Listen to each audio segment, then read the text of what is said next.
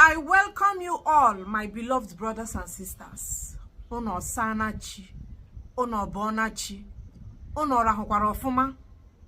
None. Yakubu Gowon is who we will be discussing today. He granted interview. You know, we have been waiting for him to talk. Now that you are still alive, tell us what happened in Aburi Accord. Ojukwu have given us his own version. We have heard from Ojukwu before he went to meet his creator. We want to hear from you. What did you and Ojukwu agree? What did you and Ojukwu discuss in Aburi Accord in Ghana? I know you have seen it. But first,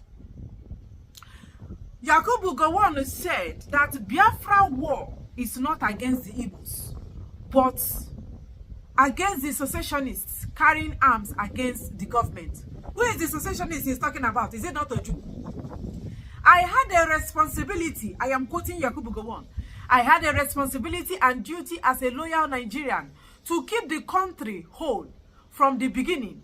I ensured that this was not a war against Igbos as such, but one to stop the breaking up of Nigeria. I gave a code of conduct of how the operations were to go. Soldiers on the Nigerian side were to protect the people, especially women and children, and take up arms only against those who had taken arms against them. The number of people who were casualties of the war is not in millions. The other side also refused all attempt to send aid into their camp. You hear what Gowon said? Number one, Yakubu Gowon said that the 3.5 million people, 4 million people we said were massacred in the civil war was over-exaggerated. That Igbo people did not even buy in their millions. It was just mere hundreds and thousands of people, just few people. That this food blockage, we said Awolowo will stop. Awolowo advised Gowon to stop giving them food. If you stop giving them food, they will stop the war. Because no man will fight on empty stomach. That it is not Awolowo. It's not even the Nigerian government that stopped the food. Say it is Ojukwu that stopped giving people food. It is Ojukwu that intentionally starved his own people, starved the Biafran people during the war. Is it not better Yakubu Gowon has shut his mouth up than coming out to grant this interview? Why will he lie? Is it because Ojukwu is not alive? Let us proceed, please. So he granted the interview. And when they now asked him about the Aburi, hey, tell us what happened in the Aburi. Listen, content of the Aburi Accord. Don't forget that what led to the war was because after Ojukwu and Gowon went to Aburi, after agreeing, they came back. Gowon had a call from the British High Commissioner. They told him not to agree again. Ojukwu thinking that both of them don't get, like they have settled it. They have settled it out already. And all of them get their gazetted tape. Like all of them get the evidence, their tapes. Ojukwu have his own. I think in one of Ojukwu interviews, he said that he was even forced to play the tape of what happened in Aburi when Gowon was almost denying. Now, when they called Gowon, Ojukwu went to the east and started celebrating that all is well. Decentralization, the decentralization of police, regionalization, and everybody having autonomy, that is the way forward. Everybody, just like we've always said, everybody will go to their region and develop their region. At the end of the day, they will answer to the central government. Gowon, that was what they agreed. But Gowon will say that is not what happened. Let us read what he said happened. Content of the Aburi Accord read by Ojukwu in Nigeria is not the spirit of agreement. Content of the Aburi Accord read by Ojukwu in Nigeria is not the spirit of the agreement. I do not know what Ojukwu read upon his arrival in Nigeria as the Aburi Accord. He came to the meeting with prepared papers. We prepared papers of things that he wanted and we discussed them one after the other, agreed to some and disagreed on others. There was a clear misunderstanding on the content of the Aburi Accord.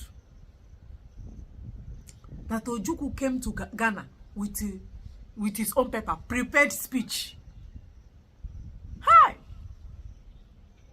How can a man that is 92 years, I've been 91 years, how can Gowon be lying?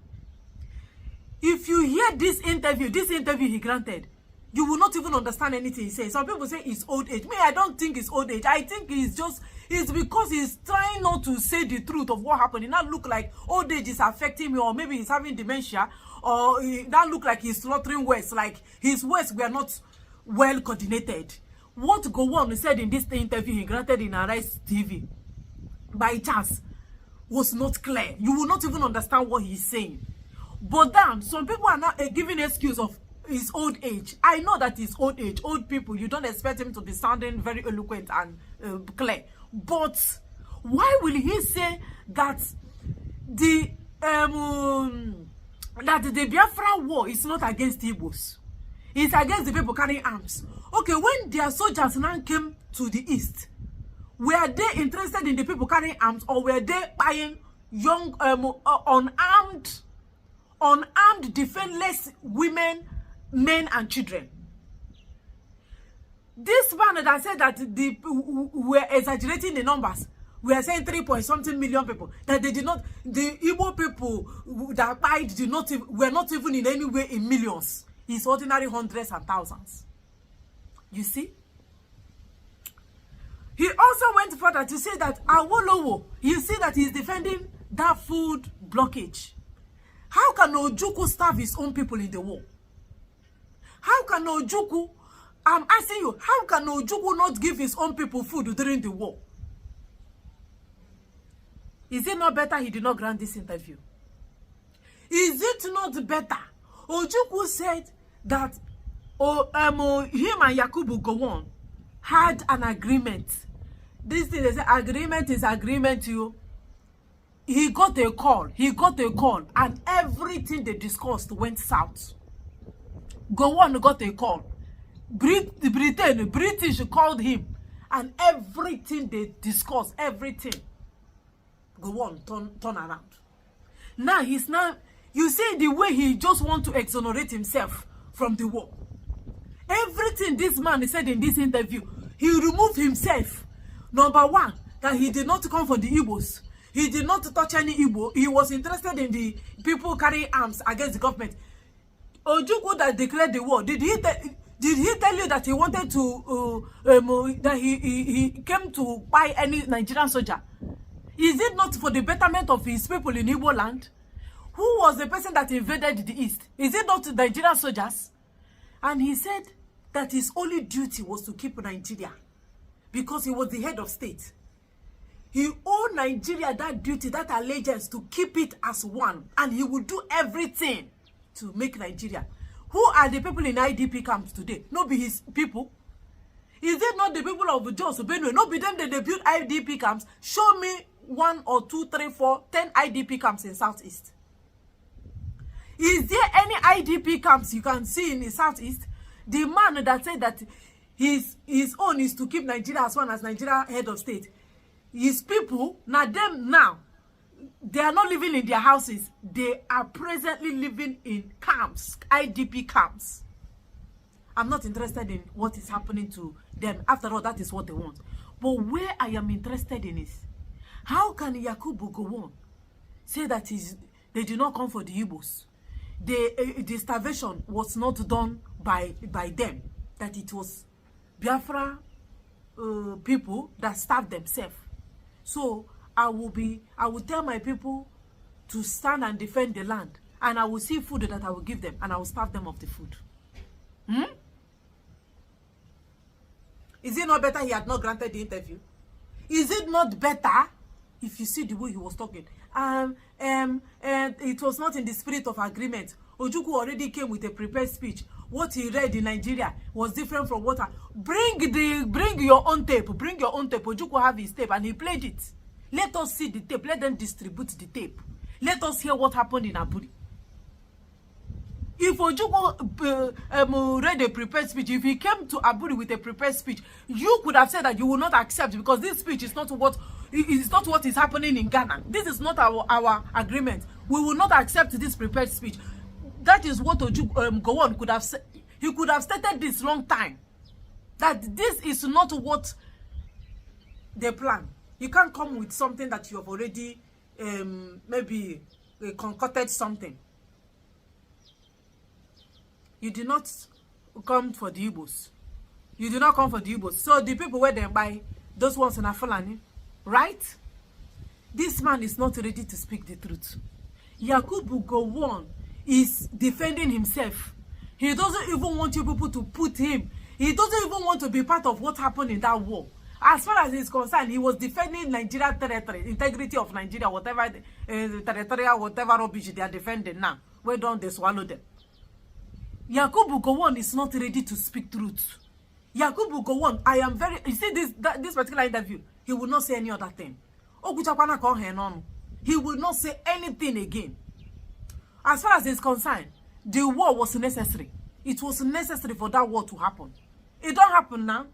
I don't see the gain of the war. Are we not seeing it? Are we not seeing it? We want to keep Nigeria. We want to keep Nigeria. We want to do anything. You see, one day be one day. Everybody in Nigeria, both the ones we no agree. Everybody will come on the table and agree, say that solution of 1967 to 1960 over 3.5 year war. Now, what we could do again? One day be one day. Everybody will come in alignment. Hey. Don't worry now. By the time where hunger don't make you shock, you go to see yourself. Nigeria is not at war right now, but over 200 and something people die in one day when they know they fight war. Even this Iran and Israel war, they have not lost 300 people. But Nigeria in one day lost over 200 and still losing. Under one month, Nigeria will lose 1,000 people where they are not fighting war. But over 1,000 people go by, and Yakubu Gowon, they said that he wanted to keep the integrity of Nigeria. She in their life, they see what they happen for Benue.